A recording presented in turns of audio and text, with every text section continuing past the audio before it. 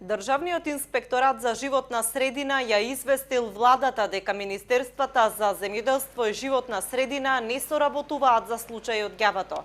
Двете министерства требало уште пред речиси еден месец да достават документи за хидросистемот ѓавато, односно документацијата за формирање на некогашното јавно предпријатие Дојранско езеро, но досега немаат повратна информација.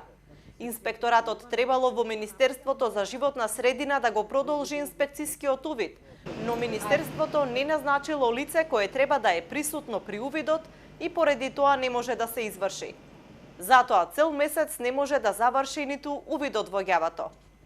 Во официјалното соопштение до Канал ФИС од инспекторатот велат дека незаконското управување со водите во хидросистемот е лоцирано токму во Министерството за животна средина, кое наместо да даде управен акт дозвола за зафаќање вода и да ги пропише условите, го оставило проблемот нерешен.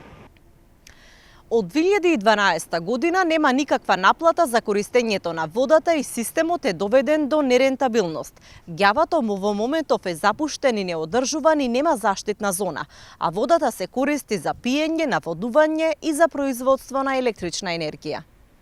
Вработените во ѓавато реагираа дека водата од хидросистемот ја користи кој како стигне, и тоа бесплатно, а за состојбите се информирани и раководителот Јован Попов и надлежното министерство, но никој не превзема ништо за да се спречи злоупотребата на државните ресурси.